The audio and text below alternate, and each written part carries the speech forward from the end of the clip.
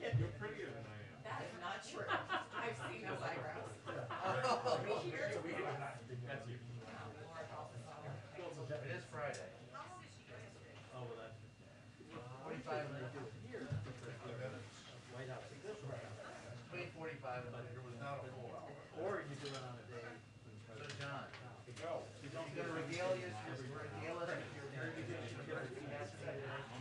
Take it from the top. Call me a cop. I knew many of your predecessors. Yeah. Well, you always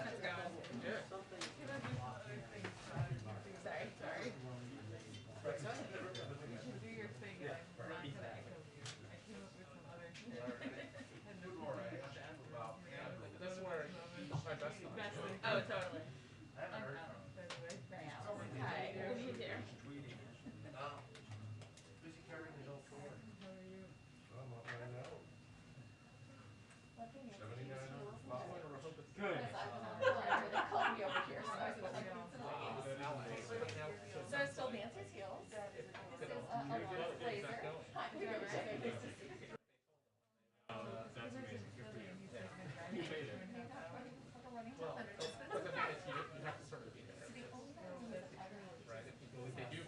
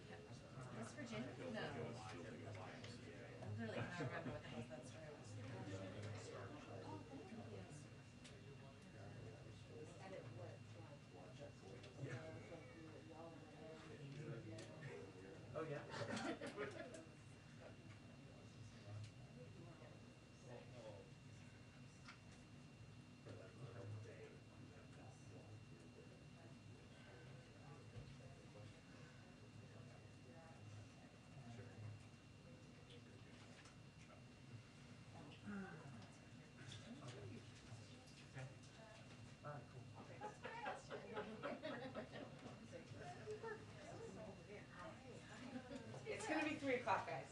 Oh, okay. Yeah, we're sitting in a, you know, we just want to keep you on your toes. Well, actually, you're keeping us on our ass.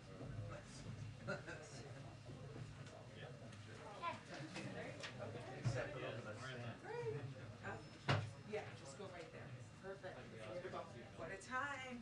Having fun.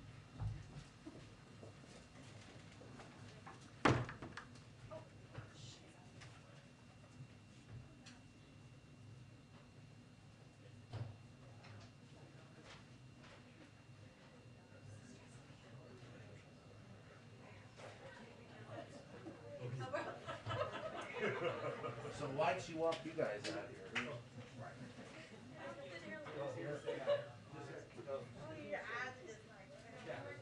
Oh, your staffers are up. They just need to. No, no. That's a good answer, isn't it? What you said? No, I was just curious. I was just wondering if you want to start passing the plate.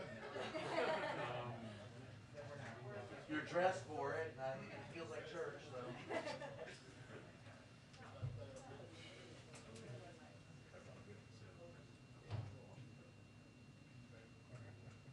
So that means 4:30 departure. Early, we get departure. Well, that's a fun job.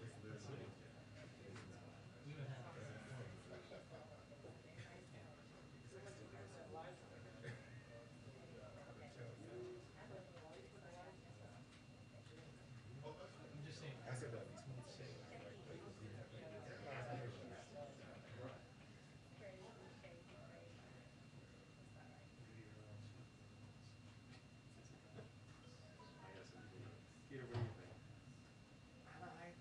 I don't have a lot of deep thoughts, so I might surprise you. What's that? I think he really does want to go to Rehoboth, so you're not with that works. 4:30.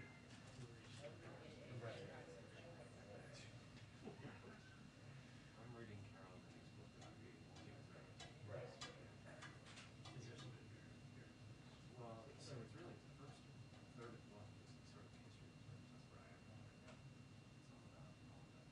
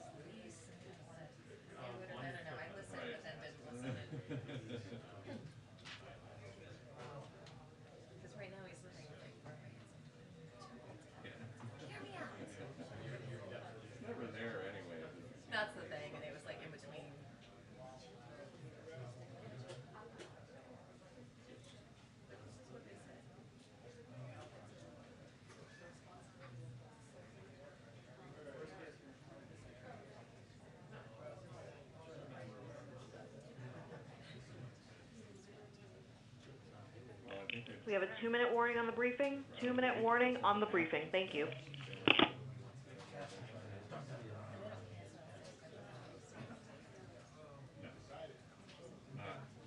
Only if they add him as to his questions.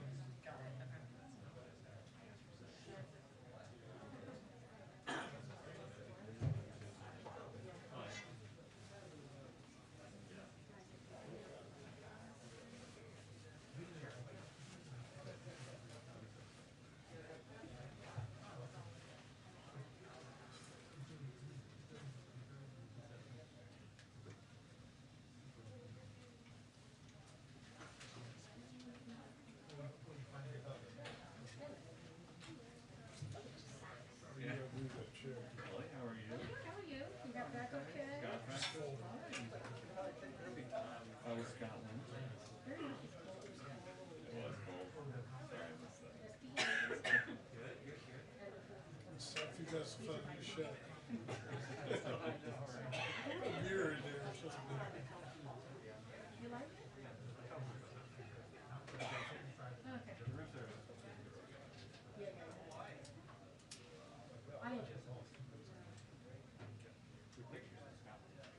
We had some good cities. You know, cartoon and manometer. Thank you.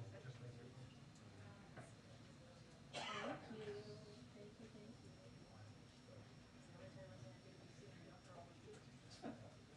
Double ARP, not so much. But this I like.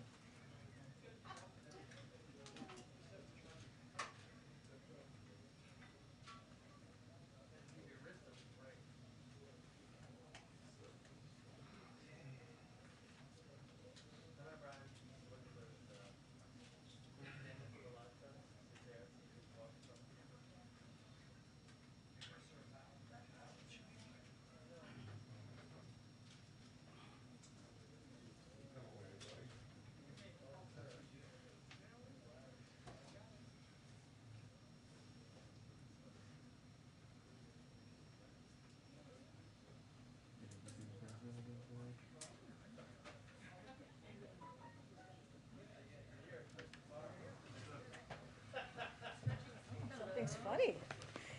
Hello. All right, everyone, happy Friday. Oh, all right. It's been a long week, guys. It's been a long week. Okay, I got a couple toppers for all. So President Biden's economic plan is working, and thanks to his rescue plan and our successful vaccine program, America continues to add jobs at a record pace. 620,000 a month on average, and over 5.6 million jobs created since he took office. Americans are getting back to work because of the success of that effort. Our economy has the resilience we need to weather the challenges posed by this virus. More Americans are going back to work, and more Americans feel safe going back to work.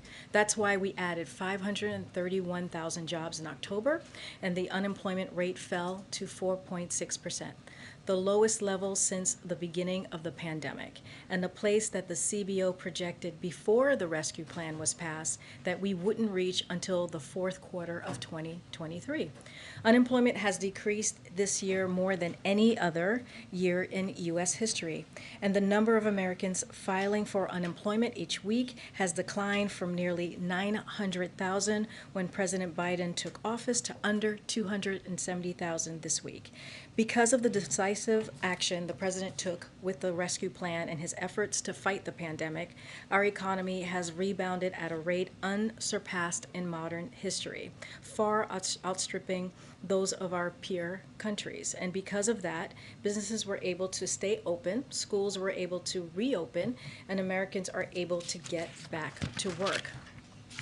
It's been a busy week, making strong progress in our fight against COVID-19. So I also wanted to give an overview of this work, the work that we've been doing around the pandemic and fighting the pandemic. On Monday, we hit 80% of adults with at least one shot and 70% of adults fully vaccinated.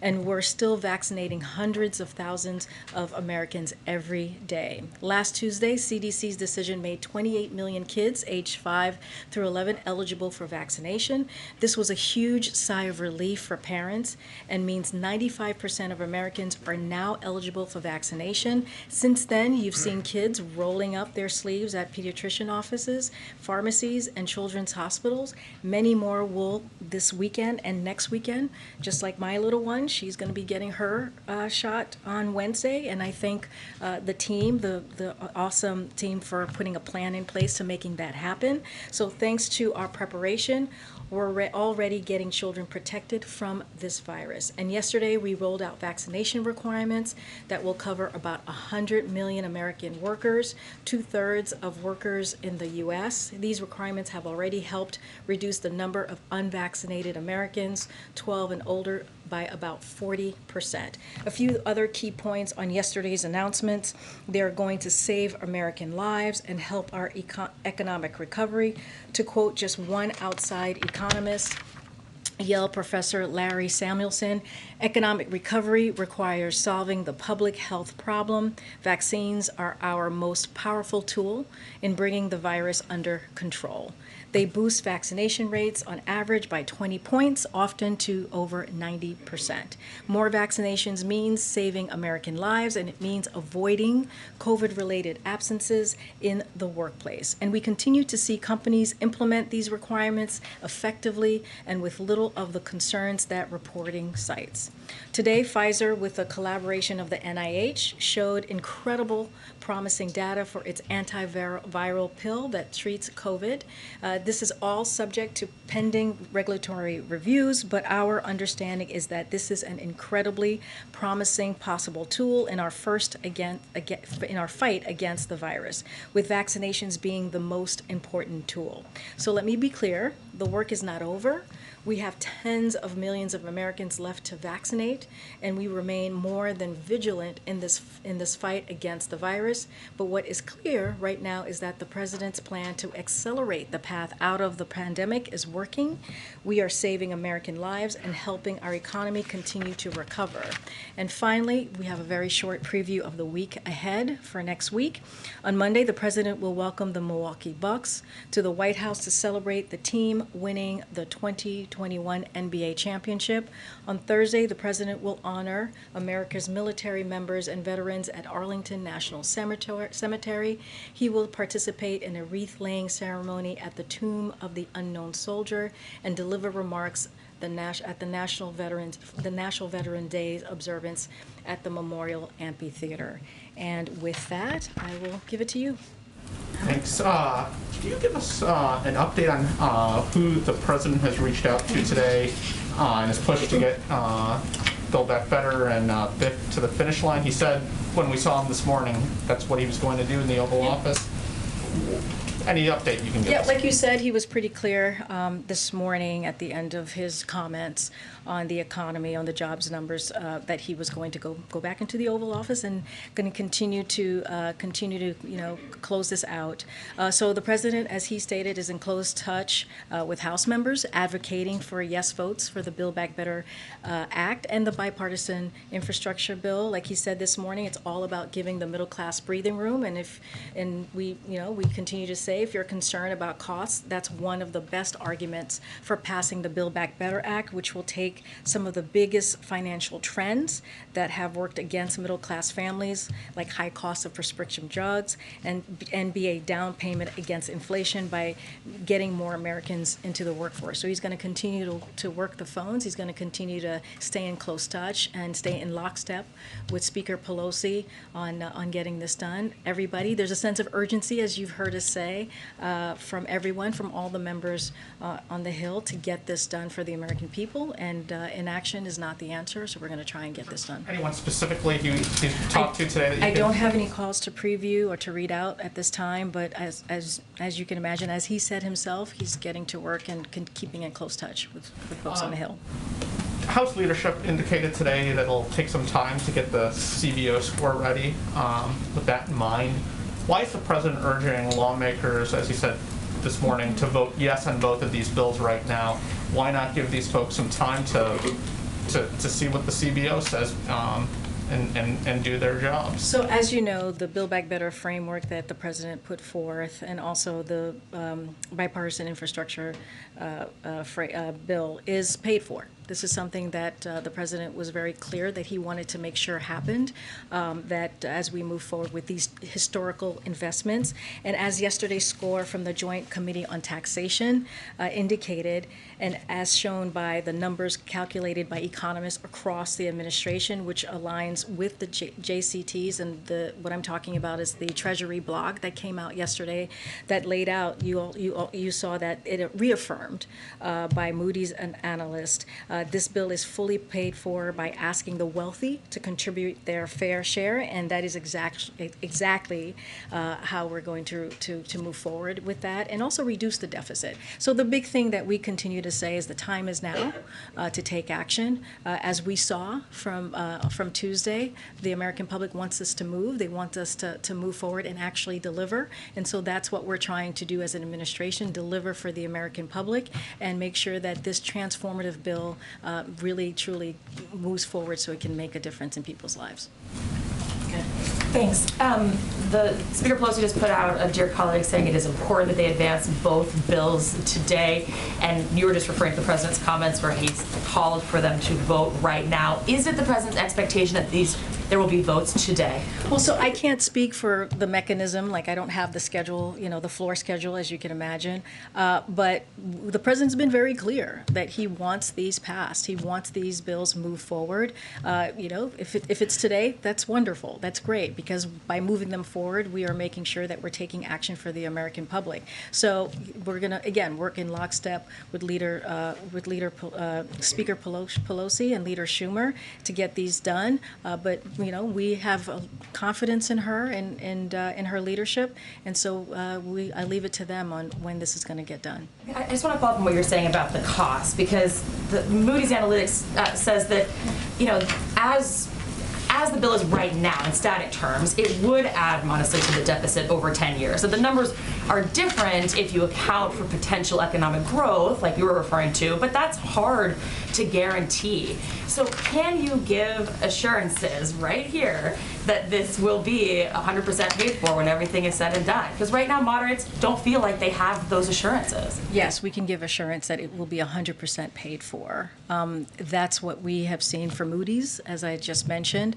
That's what we put out, numbers ourselves, the scores ourselves, to show that it'll be more than paid for, but to pay for the bill. And so we are confident. We are keeping that promise, making sure that people who make less than $400,000 do not see any taxes on them, and also just making sure that it doesn't add to the deficit. That is the red line, if you will, that the president had when it came to to his economic policies. If I can just ask one more follow-up really fast. When you to that point of what the arguments that the moderates are making, they've made an argument similar to how you started. Yeah. You started by saying that there's these positive economic numbers, these positive job numbers, and that might be indication that such a big spending package just isn't necessary right now. So what's your answer to that? This actually plays to what they're saying. So two parts. What I was saying is that the jobs numbers that we saw today is an improvement. We're seeing that the economy is moving forward, and the reason why is because of the American Rescue Plan. The reason why is because we're getting shots in people's arms. The reason why is that people are feeling more comfortable. They're going back to work because they're getting vaccinated, and that American Rescue Plan, that historic bill that the president passed and only Democrats voted for, actually put money in people's pockets, actually gave gave a middle-class tax cut to families. That was incredibly important. So what we're trying to do is continue that investment with his economic policy, the Build Back Better Act, and the infrastructure bill, which are also transformative, as I just said, and historical. So what we know and what we understand is, and one of the best arguments that to make for the Build Back Better Act is that 17 Nobel Prize winners in economics, as you've heard us say, and the president say, agree that it will reduce inflationary pressures, which is so important and so critical right now. The Wall Street analytics firm Moody's said the same thing again yesterday. So Build Back Better is fully paid for and will even reduce the deficit over the long term, as numbers from Moody's, JCT, which is what came out yesterday, and what our administration put forward in that Treasury blog that I mentioned yesterday. So that's what we have, and that's what we understand. Thank you so much. Democratic Representative Joyce Beatty said today that the House could vote today on Biden's $1 trillion infrastructure package, but could postpone action on the Build Back Better plan over its cost. And I wondered if you could say if that is acceptable to the president, or if he sees it as a betrayal of progressive demands. So here's what I'll say to that. It's like I'm not going to negotiate or speak to hypotheticals from here. Our main thing is that we want to see both bills done. We are working in lockstep with Speaker Pelosi, and as you know, the president and his team has been talking to members and their staff for the past several weeks. We're continuing to do that today, and we're going to get this done. Inaction is not the answer, and we got to move forward and deliver for the American public. On a separate topic, Biden today mentioned that his administration had secured millions of doses of the Pfizer COVID-19 pill. Could you give us any detail on how many millions, when the delivery is expected, and how much it'll cost? So I don't, so as far as the contract, because that would be a contract component, so like you said, we're securing millions of doses should this receive, right, the regulatory approval, as the president said. So we have already contracted for millions of doses of the Merck antiviral drug in development as well. And so the contract is being finalized, and I would refer you to HHS for more information as it is available. But what's important here is that we encourage unvaccinated people to get vaccinated. So we don't want anyone to get COVID in the first place. So that's the thing that we want to make sure that people understand, is that we still want you to get vaccinated. This is, yes, wonderful and a great, has promising potential. It still has to go through the process, but it's very important for people to get vaccinated. Thanks, Karine. You noted JCT and Moody's. Do you guys have a sense in terms of the Penn Wharton analysis? We've heard some Republicans talk about it. I think Sarah Manchin has mentioned an iteration of it in the past, but finding that there would be a shortfall in the 10-year window. Overall, it costs $3.9 trillion. What's kind of your read on that analysis? Yeah, so the biggest problem with Penn Wharton's report is that they didn't model the actual bill.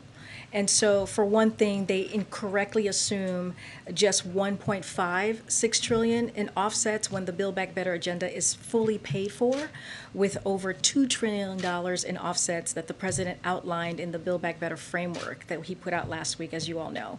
And as the Joint Committee on Taxation, which is what we've been talking about, and our own numbers, which align with each other, confirm, they underestimate, this is Penn Wharton, by $292 billion, the combined revenue impact of the corporate minimum tax, stock buybacks, international corporate adjusted gross income surcharge for those making more than $10 million.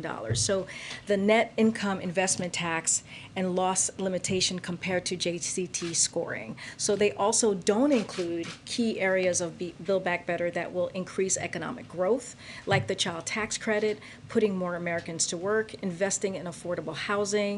So for example, just to give an example here, when it comes to the child tax credit, the analysis does not consider the benefits that most 450 economists, including 4 Nobel Prize winners, recently highlighted in an open letter.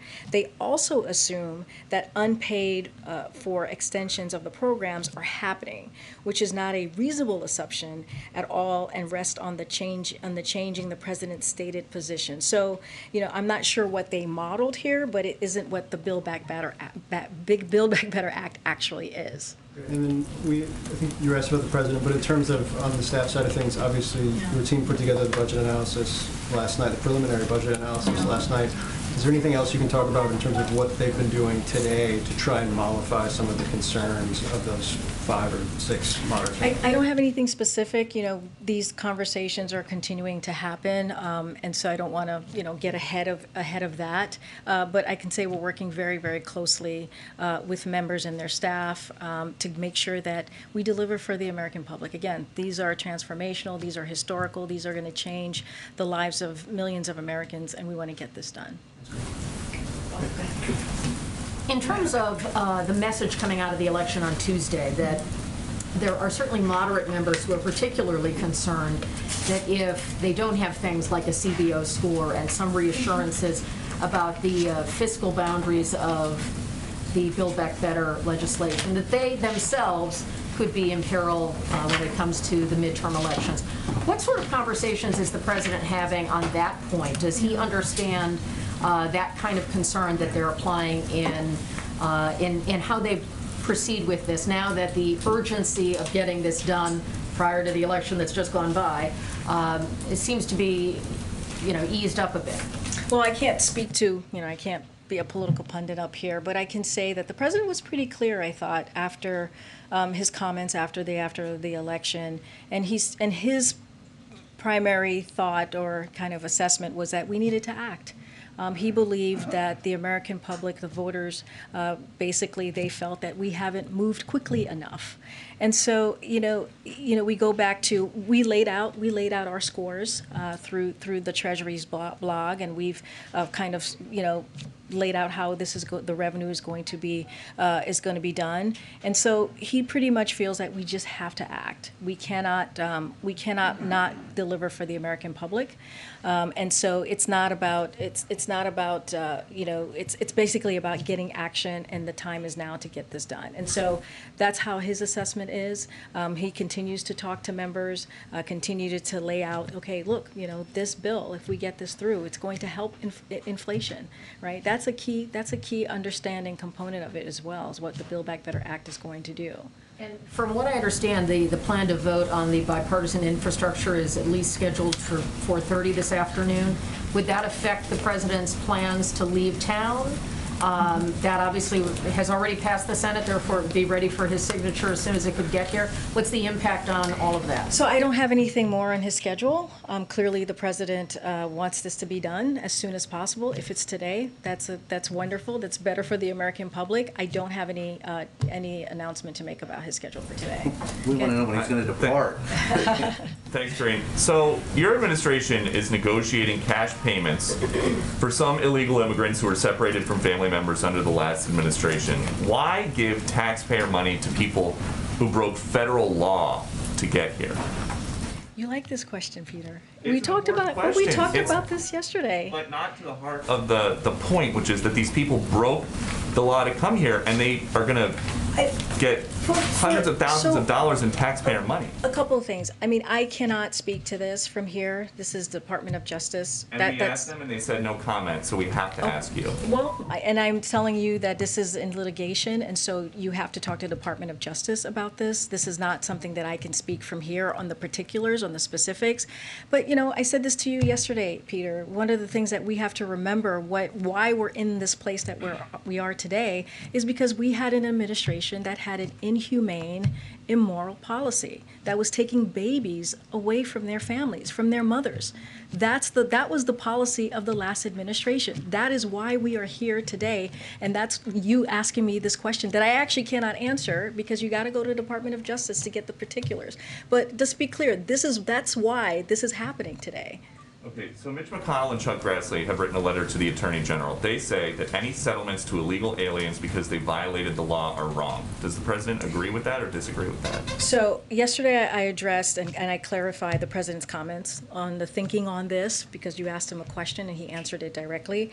But anything about the process, again, anything about the specifics or the particulars, I can't answer from here behind this podium, so you would have to go to Department of Justice. Then to internal White House processes, when the ACLU heard the President dismiss the idea of $450,000 payments the other day, the ACLU came out and they said he may not have been fully briefed about the actions of his very own Justice Department. So is the President being kept out of the loop about immigration policymaking? Again, Peter, the President was asked, you asked him a question, a direct question, he was answering it. I cannot say any more than that. Okay, final one then. There is a long line to get into this country legally. Is there any kind of discussion about giving people who are coming here the right way money?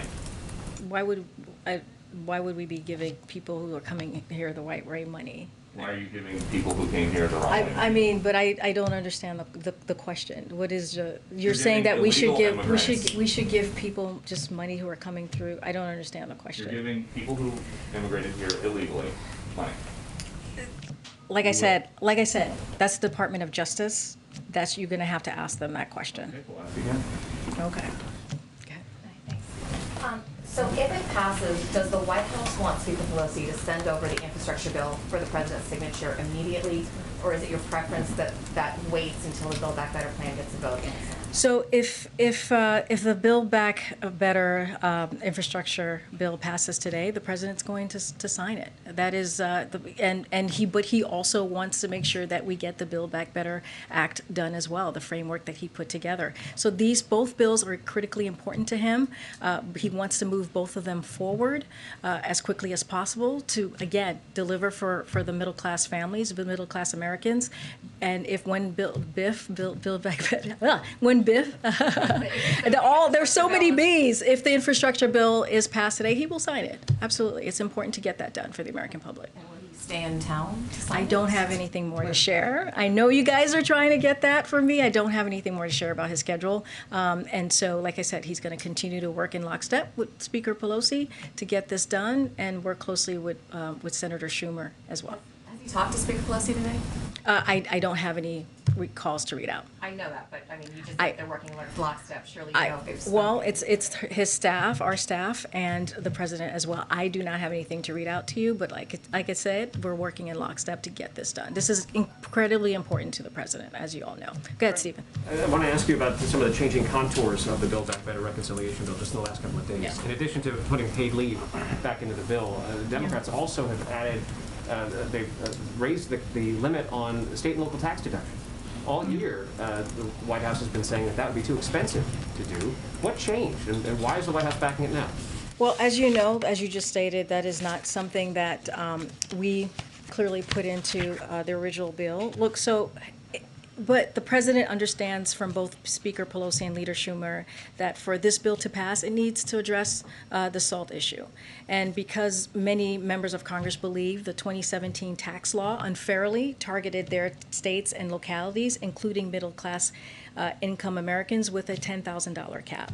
So it is a long-term, sustainable reform that doesn't add at all to the deficit over the decade, and over that period it will mean that millionaires and billionaires actually pay more than they would otherwise. The agreement reached in the House of Representatives would raise the cap to $72,500, fully paying for itself across this decade. It's a sustainable solution that means those with lower incomes would be able to fully write off their state and local taxes, while millionaires and billionaires would see their deductions cut back and pay more over time. This is one part of an overall package, as you can imagine, Stephen, that asks more from the highest income Americans. Separate matter. Yep. Last night, the White House confirmed that one of the members of the traveling party in Scotland came down with COVID. Can you say whether this person was either a commissioned officer, as you said you would disclose, or a senior advisor of someone who was a trusted advisor to the president. So I'll say this, just to confirm, and so folks know, and I think people know this already, one member of the president's traveling party tested positive through a lateral flow test on Tuesday for COVID-19. Although additional tests to date have been inconclusive, this individual did not have close contact with the president and is not exhibiting any symptoms.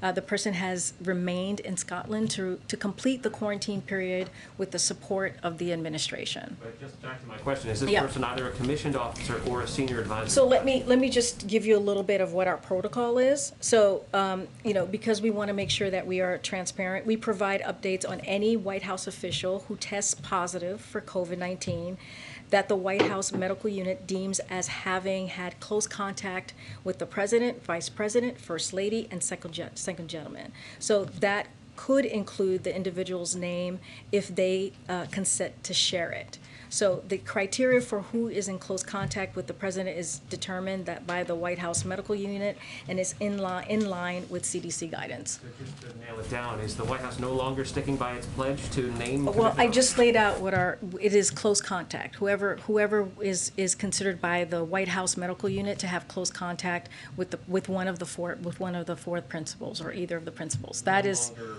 I just read to you what our protocol is. In close contact. Exactly. Thank you. They were not in close contact. We're just being transparent here because they did stay back, and so we just want to, and we've been asked this question, so we're making sure that we're giving the answer. Okay. Thank you. I just wanted to, I know you've been talking about the president is, both of these bills are very important to the president. He's pushing on this. I guess I just wonder at this point, what is the leverage that the president has? Say for instance, and I know there are a lot of contours, a lot of things are changing right now, but if the infrastructure bill does pass today, and then moderates decide they do not want to do the larger spending bill on climate and child care and all of those things, what can the president do to make sure that the larger bill gets passed? Yeah, but I would say this, the president has been in contact with moderates and progressive, with the big tent party that we have, and they've been in and out of here, out of the Oval Office, out of the White House.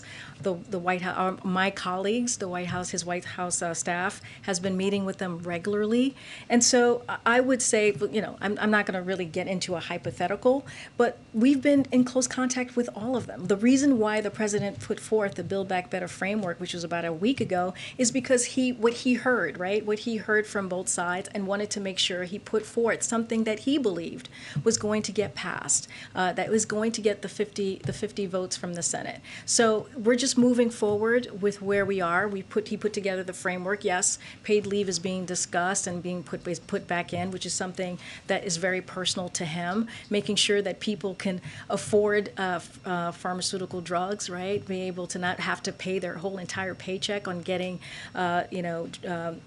pharmacy drugs is important as well, so that we see that's in there. So all of these things are so important to the American public, and so that is the main thing. So, and the other thing too to think about is that Democrats agree. They're all on the same page. They all understand that we have to move forward with the president's economic policies. What we're talking about is just different components and what that looks like. And so now the speaker is working very closely with her members and her leadership to get this done. And so we're going to continue having those conversations and making sure that we get this voted on. Would the president be okay with holding votes on both bills until after the CBO has scored Build Back Better? Well, I already answered that, right? We put our scores out yesterday. And we've been pretty transparent on that component. The president believes that we have to take action. If anything, that he had said himself that we saw from earlier this week, voters want us, and American public, I should say, want us to take action. And so we have to deliver for the tens of millions of Americans who have been left behind, where the economy hasn't worked for them. And so that's what the president's been very clear about. He wants to get this done as soon as possible. If it's today, he's working for today. If it's today, that's wonderful, but we want to get this done. That is the president's main priority. Thank you. Well, quick follow-up on that, actually. You were saying that the president has been speaking to progressives and moderates in recent days. That's the last couple of weeks we've seen that. Just hoping you can provide some clarity on, even if we can't name which members he's been speaking to, just what his message is at this point. Is it as simple as vote yes on these today, or is it pointing to the scores that you put out last night? Just a little bit of clarity on. Well, I mean, I'll just share with you what he said this morning, which I think had a lot of clarity and spoke specifically on what he's thinking. Like the Build Back Better framework lowers your bills for health care, child care, prescription drugs, and preschool, and families get a tax cut. That is the message. That is what we're trying to do. That is what we're trying to deliver for the American public. And also, it fights inflation, right? If we get this done, it will help deal with the inflation that we're seeing with inflation. So the president has been very clear on this. This is about the American public. This is about helping the middle class, helping them get a fair shot, as the president says. Make sure they're not left behind. And so that's the message. And here's the thing: Democrats on the Hill, they understand that. They understand that we have to move forward with an economy that works for all. What we're trying to figure out, what you have seen, is just working through the components. And right now, Speaker Pelosi and her leadership is working to getting a vote on Build Back Better and moving forward with BIF. If moving forward, if we see the agenda pass advance today or in the days to come, just what's the White House strategy going to be like to actually sell this and make it an electoral winner, right? Because for many American people, they associate these packages as these sprawling legislation that's been locked in congressional gridlock, but they may not actually see the exact benefits. It may take a while for them to see direct benefits as well. So can we see officials go out doing trips, and what will they be talking about? Absolutely. Clearly, we want to get this to a place where we get it passed, so we can talk about the next steps after that happens. But I also would say to you, Zolan, that there are components of this bill that's very popular.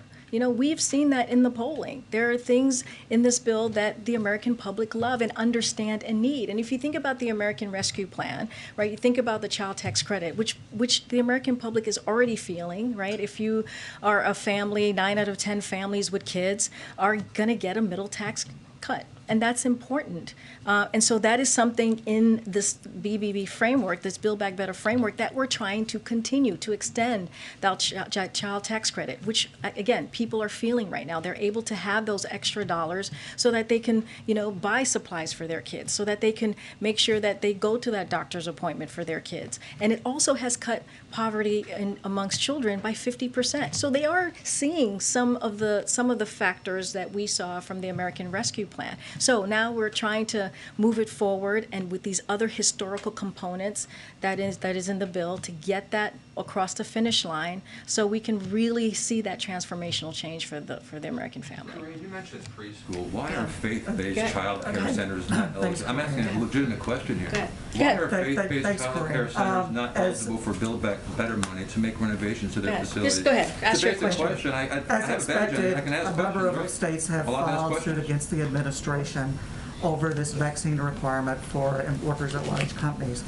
I'd like to get your response to that, and also, how confident are you that this mandate can withstand these challenges? So we are very confident that it can. Just a couple of things that I wanted to just lay out so that people understand. As for the legal side of this, let me be crystal clear: to avoid what appears to be possible misinformation or disinformation around the emergency temporary standard being a vaccine mandate, that would be on its face incorrect, as has been explicit for months. It is a standard for safe workplace to either comply with weekly testing or to be vaccinated. And second, as outlined, the Department of Labor has a responsibility to keep workers safe and the legal authority to do so. To quote from last night's call on this, the new emergency temporary standard is well within OSHA's authority under the law and consistent with OSHA's requirements to protect workers from health and safety hazards, including infectious disease. OSHA has broad authority to issue and enforce health and safety standards to protect workers in staying safe and healthy safely in their jobs. So this is something that we believe that we have authority to do, that the Department of Labor does. So this is a power, because this is a power that Congress empowered OSHA with through a law that has been on the books for more than 50 years. And to reiterate, we've focused on accelerating our path out of this pandemic and saving lives, and why others are not in wanting to do that is a question for them. So we believe we have the authority to do this, the Department of Labor. And again, this is about saving people's lives. This is what this is about, and making sure that their workplace is safe. Again, regarding Build Back Better, why are faith-based child care centers not eligible for Build Back Better money to make renovations to their Yeah, for facilities? sure. The president, when he was overseas, suggested that he may be looking at different options, that OPEC Plus is now going to increase the supply. Is the president considering tapping the Strategic Petroleum Reserve? Yeah. Is there a timetable for making a decision on that? So I don't have an announcement at this time. As you can imagine, we're trying to we're going to use every tool at our tool belt, in our tool belts, to do what we can, assessing and monitoring the situation on the oil process very, very closely every day. I just don't have additional actions on this. And then he met yesterday with Fed Chairman Powell and also Fed Governor Brainerd. What is his timetable for making a decision on some of the vacancies on the Federal Reserve? I mean, he said, it could be very soon. Is he looking at a decision next week? So just to be clear, I'm not going to confirm any internal meetings that the president may have had or may have not had. As the president said this week, he expects to make a decision. He said this just the other day on Tuesday when he was in Scotland during his press conference. I don't have anything to confirm beyond that. Okay. Thanks. Two questions for you. First of all, the climate change, and he's using the word now adaptability. And I want to go back to that and drill down on that just a bit, because what this administration seems to be saying is that the life that your children are going to lead, my grandchildren are going to lead, are going to be substantially different than what you and I have seen as far as climate on the planet.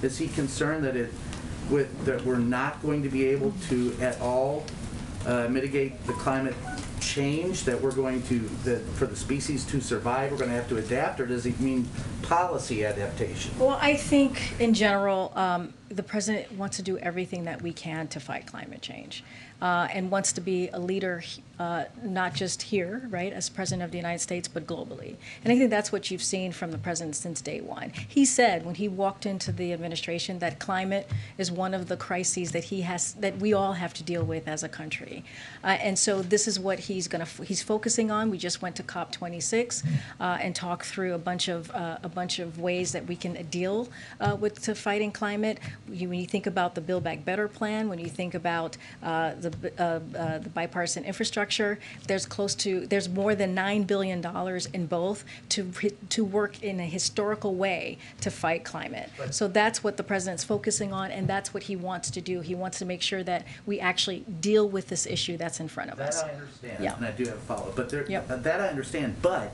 are you saying that we are the crisis is for the survivability of the species, or are you saying that adaptability is about how you would attack the problem? Yeah, look, all I can speak to right now is how to attack the problem, which is what I laid out, and how we can be leaders in this and making sure that we really do everything that we can, right? Not just here in the United States, but globally, to fight climate change. And so that's the focus of the president, and that's what we're trying to do to get this done. And Build Back Better, the Build Back Better Act, and the bipartisan infrastructure plan framework will get that done. Will get us closer to getting that done. And then the follow-up on you were talking about.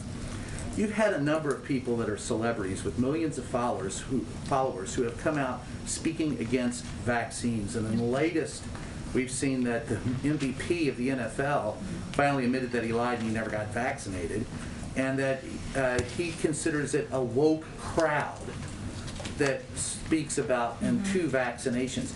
Has this administration ever thought of reaching out to some of those people who have that type of influence to talk to them about getting vaccinated, or is it simply what you all are saying off the top? Have you worked with people individually? So you've seen us, you've seen influencers come through the White House to talk about the importance of getting vaccinated and using their platforms, right, to talk to their followers. And that is something that we have worked really closely with influencers, with people who have, access to millions and millions in followers. And we continue to do that. We have an amazing digital team that continues to do that work. And you've even seen the president partner up with some folks in that space. And so we'll continue to do that. But what here's what I want to say. I want to say is that in this 18 month of the pandemic, we've lost more than 740,000 lives to COVID-19.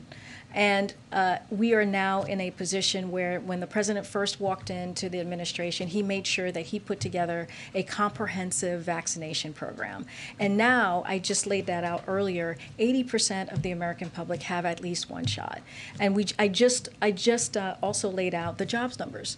One of the reasons why the jobs numbers are where they are today, where we are actually making progress with the economy, is one, because people are getting vaccinated. So that is so clearly important, and also the American Rescue Plan that he put forth to be able to put some money in people's pockets and really give people a middle class a tax cut. So those are things that are really incredibly important. And so the only way that we're going to get this pandemic behind us and move past it is if we continue to get people vaccinated. So that's incredibly important, and that is our message. And also, we understand and we have seen vaccination requirements work, and they have been successful.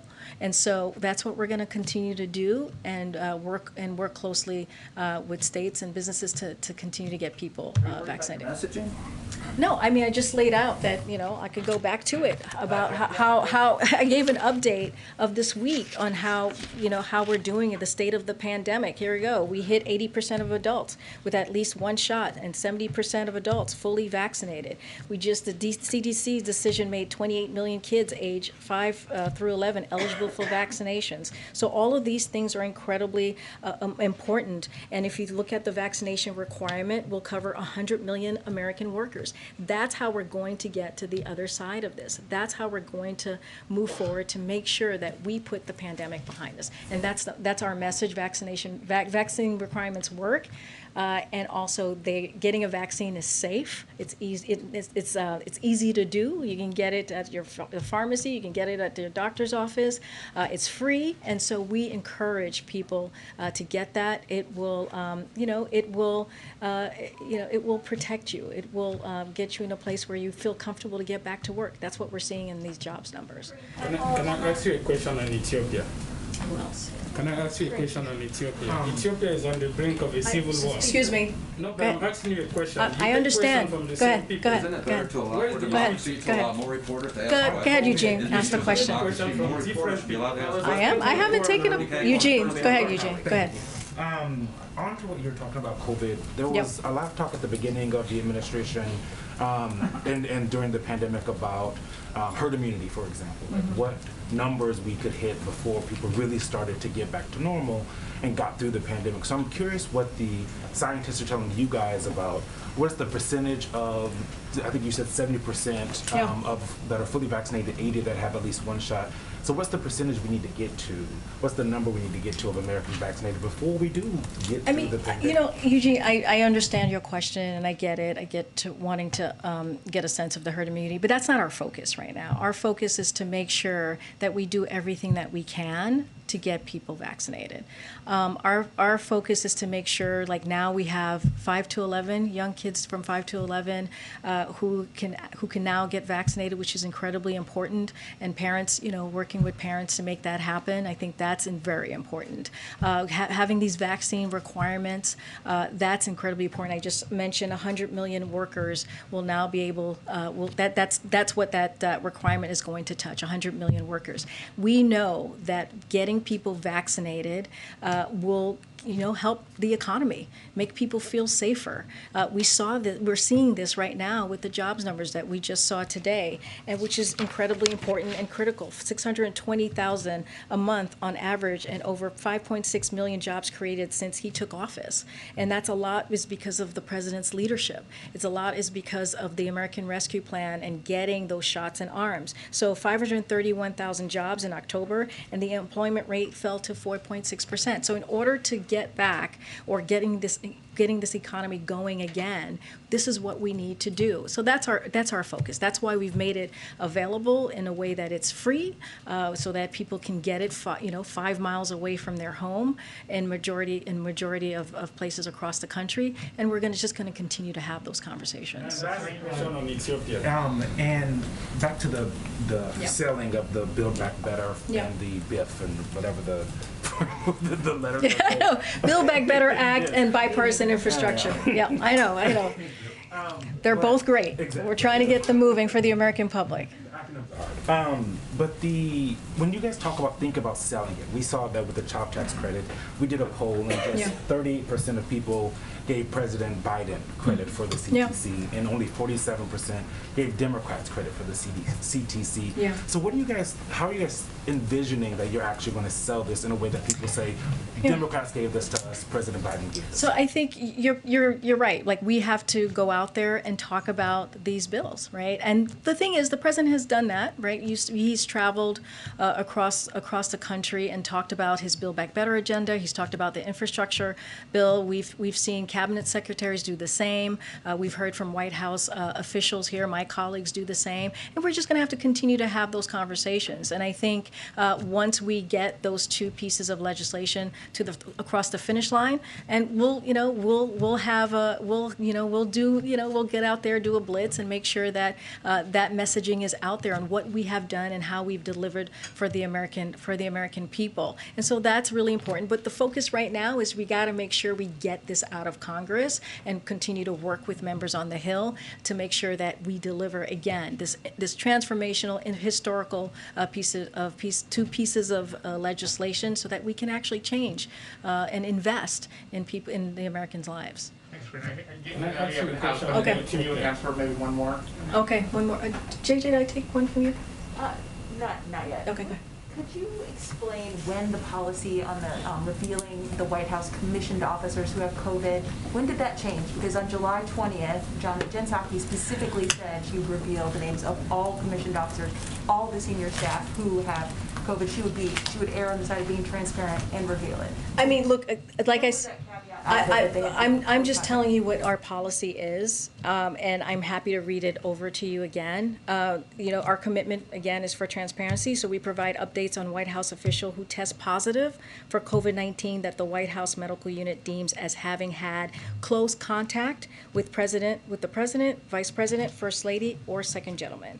That could include the individual's name if they consent to share it, so they have to consent to share that, and the criteria for who is in close contact with the President is determined by the White House Medical Unit, and it is in line with the CDC guidance. That is our policy. That's what I just read to you. I don't have anything more beyond that. When that policy changed, I just read you what our policy is, and that's what I have to share. Thank you. Yeah. Okay. Thank you, everybody. Does the President believe What's the faith-based president child doing care in center should be Ethiopia is on the eligible for brink of Build a Back civil Better? war. You might want to open the floor up to more reporters.